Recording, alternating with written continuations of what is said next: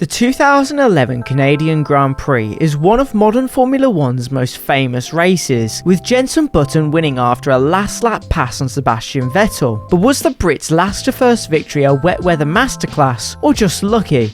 I am Luke Trigger, and today we're looking back at the 2011 Canadian Grand Prix. Jenson Button won the 2011 Canadian Grand Prix after a wild 4-hour race that involved 6 pit stops. It was one of the greatest accomplishments in Formula One history.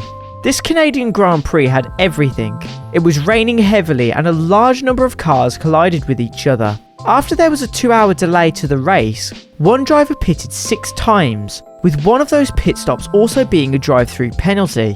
When Britain's Jenson Button won the 2011 Canadian Grand Prix, the race at the Circuit de Gilles Villeneuve would go down in history as one of the greatest comebacks in modern racing. The race started behind the safety car because racing 22 cars on a soaked circuit would have been suicidal. Button had qualified 7th for McLaren. Fortunately, the rain eased and the track began to dry, so the safety car returned into the pits. Unfortunately, Mark Webber, a Red Bull driver, collided with Button's teammate Lewis Hamilton on lap 6 of the race. The safety car was deployed once more, and the race was once again postponed. After Michael Schumacher forced a gaining Hamilton wide at the hairpin on the previous lap, Button and Hamilton collided on lap 7. As they crossed the main straight, Hamilton slipped into Button's slipstream, following his teammate as he slid into the pit wall. When Hamilton drove out to pass, Button, who was not paying close attention, squeezed him, causing a collision and Hamilton's retirement. After limping around the lap with a puncture, Button was forced to make his first pit stop, switching to intermediate tyres at the same time. It left him 30 seconds behind the leader Sebastian Vettel, but owing to the safety car, the gap shrank. Button avoided a penalty for the collision, but was caught speeding under yellow flags, which resulted in a drive-through. He couldn't serve it under the safety car, so the first lap after the race resumed was his best chance.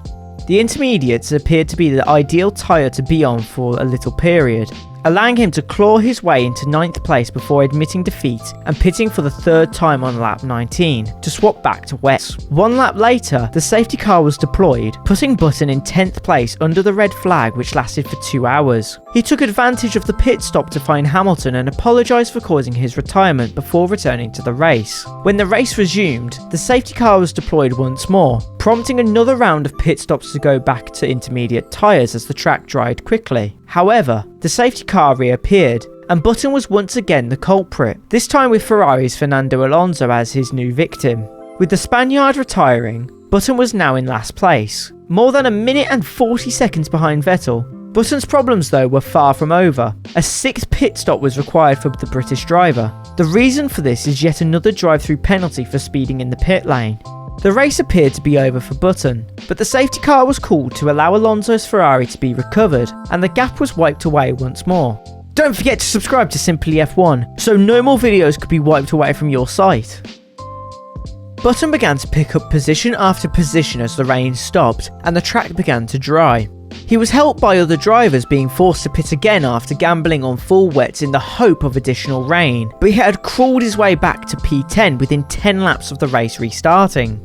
Due to the drying line, Button was one of the first drivers to swap to slick tyres, pitting 2 laps ahead of leader Vettel. Vettel was able to match Button's pace, but was subsequently dealt a blow when the safety car was deployed due to an incident involving Highfield that left debris scattered over the track. He was within sight of the podium, but he was still a long way behind the race leader Sebastian Vettel, Mark Webber and Michael Schumacher.